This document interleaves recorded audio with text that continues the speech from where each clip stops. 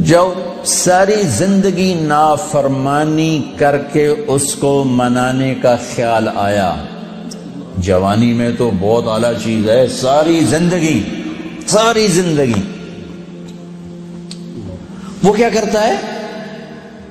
من تقرب الی تلقیتہ من بعد، کوئی تمہارا خصوصی دوست مہمان آئے تو تم باہر نکل کے ویلکم کرتے ہو.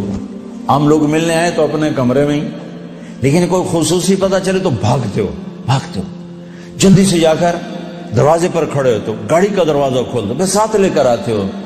وہ شہنشاہ کہہ رہا ہے زندگی بھر کے گناہ لے کر کوئی مرد عورت جب مجھے منانے آتا ہے تو میں آگے بڑھ کے اس کا استقبال کرتا ہوں، آگے بڑھ کے، وہیں بیٹھے ہوئے آگے بڑھ کے، تلقیتہ من بعید، میں خود آگے تک جاتا ہوں اسے ساتھ لے کے. آگے کب سے تیرا انتظار تھا. اللہ کو کیا ضرورت ہے کسی کی؟ ایک مرد عورت توبہ کر لے تو ساتوں آسمان پہ لائٹیں لگ جاتی، ساتوں آسمان میں لائٹیں. وہ کہتے ہیں یہ کیا چکر ہے؟ تو اللہ کی طرف سے اعلان ہوتا ہے کہ اللہ کے بندی نے توبہ کی ہے، اس کی خوشی میں یہ سب روشنیاں. اب شادیوں میں نہیں لائٹیں لگاتے، تو میرا اللہ اتنا خوش ہوتا ہے کہ ساتوں آسمان پہ روشنیاں. من تقرب الی تلقیتہ من بعید، جو مجھے راضی کرنے کے لیے، توبہ کرنے کے لیے آتا ہے، میں آگے بڑھ کے اس کا استقبال کرتا ہوں. ومن اعرض عنی، اور جو نہیں آتا اس کے ساتھ کیا کرتا ہوں؟ نادیتہ عن قریب، اس کے پاس میں خود چلا جاتا ہوں. آجا مجھے منا لے، آجا مجھے منا لے. اولک ربنا غیری، کوئی میرے جیسا اور رب ہے؟ کوئی میرے جیسا اور رب ہے؟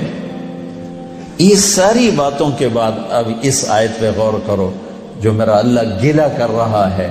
ما قدر اللہ حق قدرہ، میرے بندو تم نے میری قدر نہیں کی. بھائی بہنوں، اپنے اللہ سے صلح کرو.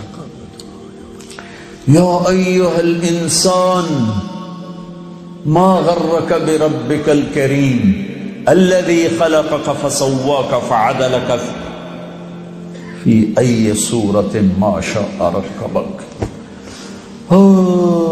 انسان، کیا ان الفاظ میں کیا پیار ہے، کیا شہد ٹپکتا ہوا ہے. چھتے سے شہد ٹپکتا ہے. اللہ کی قسم، یا ایھا الانسان، صرف اس ایک بول میں ساری دنیا کا شہد بھروں، اس سے بھی اس میں مٹھاس زیادہ ہے. اور پھر یہاں یا ابن آدم یا ایھا الانسان، خطاب ایمان والوں سے نہیں ہے، تقوی والوں سے نہیں ہے. اے انسان، انسان، انسان.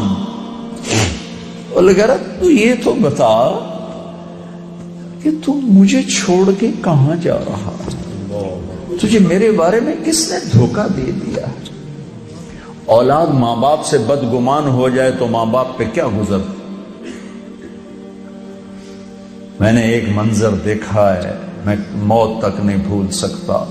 ایک بیٹا باپ سے کہہ رہا تھا تو آج تک میرے واسطے کی بنایا ہے. بیٹا باپ سے کہہ رہا تھا، میں دیکھ رہا تھا باپ بیٹے کے ایکسپریشن، بیٹے کے چہرے پر غضب، غصہ. تو آج تک میرے واسطے کی کیتا ہے، تو آج تک میرے واسطے کی بنایا ہے. ہوئے ہوئے ہوئے ہوئے ہوئے، میں اب رو رہا ہوں. 40 سال پرانی بات کہ جو اس باپ کے چہرے پر جو ایک غم تھا، ایک رنج تھا کہ میرے ہتھاں دا بال اج مینوں آدا تو میرے واسطے کی بنایا ہے. جو اس باپ کے چہرے پر ایک کرب تھا، وہ صرف اتنا کہہ رہا تھا، اچھا میرا پتر. کوئی بات نہیں کر رہا تھا، میں اتنی کہہ رہا تھا، اچھا میرا پتر، اچھا میرا پتر. پتر ہماری زبان میں بیٹے کو کہتے، اچھا میرے بیٹے. اچھا میرے بیٹے، ہاں یہ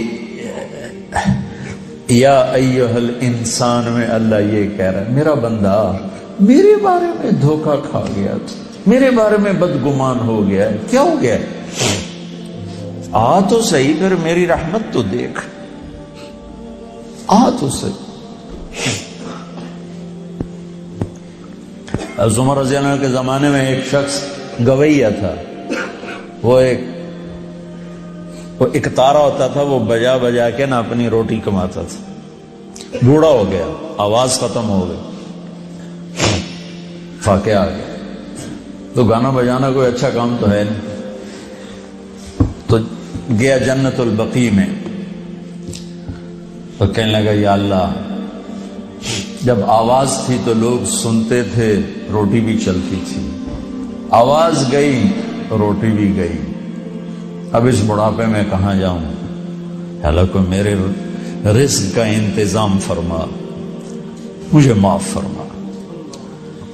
عمر رضی اللہ عنہ مسجد میں سوئے ہوئے تھے، ان کو خواب میں آواز آئی، میرا ایک بندہ جنت البقیع میں مجھے پکار رہا ہے۔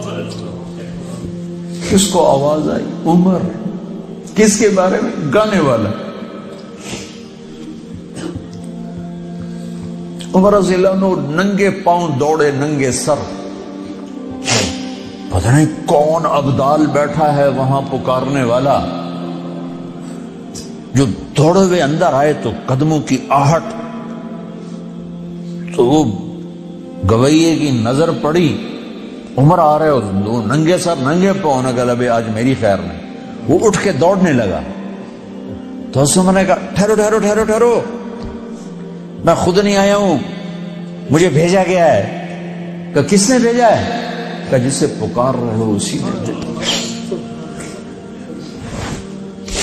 وہ بوڑھا بیٹھ گیا، کہنے لگا واہ میرے رب، ساری زندگی تیری نافرمانی کی، آج تجھے پکارا تو اپنے پیٹ کی خاطر پکارا، اور تو نے اتنا بڑا میرا اعزاز، اتنی بڑی مجھے عزت دی، اے اللہ مجھے معاف کر۔ اس کی چیخ نکلی اور مر گئی۔ عمر رضی اللہ تعالیٰ نے خود اس کا جنازہ پڑھا ہے۔